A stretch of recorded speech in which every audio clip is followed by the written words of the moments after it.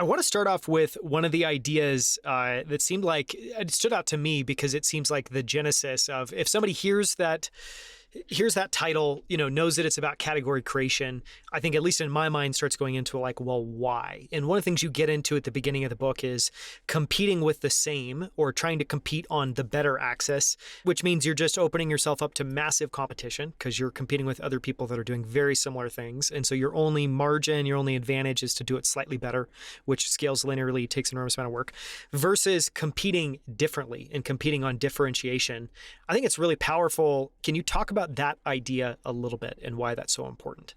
The simplest answer is if I say, I'm going to be better than Hemingway, I'm going to be the next Hemingway, I'm going to do so much more than Hemingway.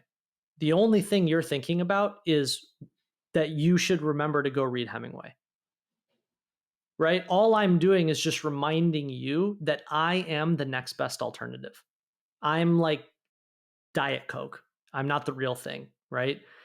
And so what most writers do is they root themselves in, okay, I want to be a mystery writer. So I'm just going to say I'm going to be the best mystery writer, or I want to be a memoir writer. I'm going to be the best memoir writer, right?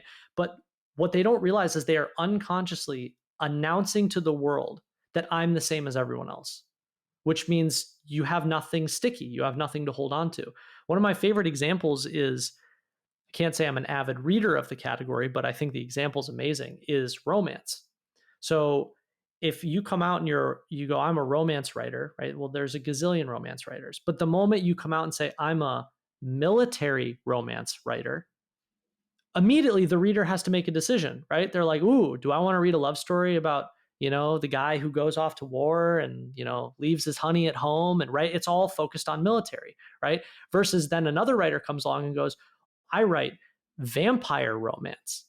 Ooh, all right. Whoa. Now I got to decide, do I want to watch vampires get it on? Right. Like, so the whole secret, it really isn't that complicated when you think about it. The whole secret is take the category. So if you're like, I love mysteries, take the category and what is the different modifier word that goes before or after it?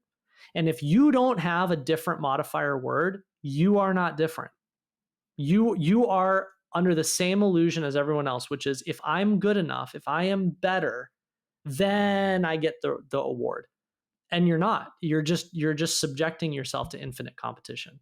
Yeah, that's super interesting. One of the things that obviously dawned on me, I think you touched on it a little bit in the book, is I think I would guess that part of why everybody defaults to competing with better or trying to, competing against some alternative and saying, I like this, I'm going to imitate it, I'm going to try to be better than them over time, is because of fear. Because obviously in being different, you're putting yourself out there and opening yourself up to massive fear of just what others will think, what others will say.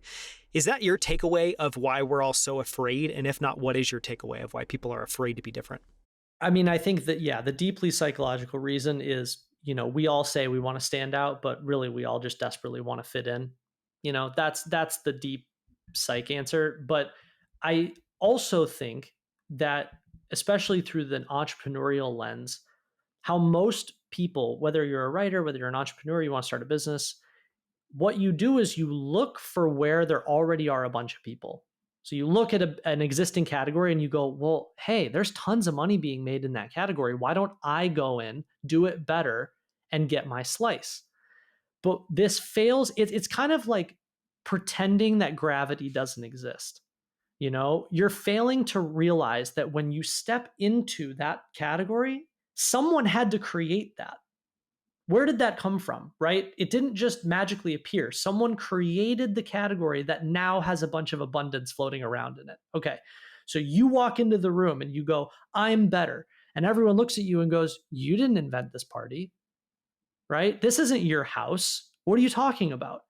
And so it's this flawed mindset of thinking, oh, I'm reducing my risk and I can capitalize and I can be the fast follower. And like, all of it is denying the fact that you now are subjecting yourself to competition and signing yourself up for an uphill battle where you have to try and convince every person in that party to leave that house and to go back to the suburbs with you to go to your house party. That's going to be very hard. It's probably not going to happen. It's probably not going to happen. Versus if you just go create a different kind of party, right? You go, oh, hey, it's disco night. Oh, over at my house, we're having a pool party. Well, now the person has to choose. Do I want to be at a disco party or do I want to be at a pool party? Right? Versus you going, I have a way better disco party. They're like, nah, this is an amazing disco party. Why would I leave? Right? So it's, yeah, this is one of those things where it's, you got to really retrain your brain.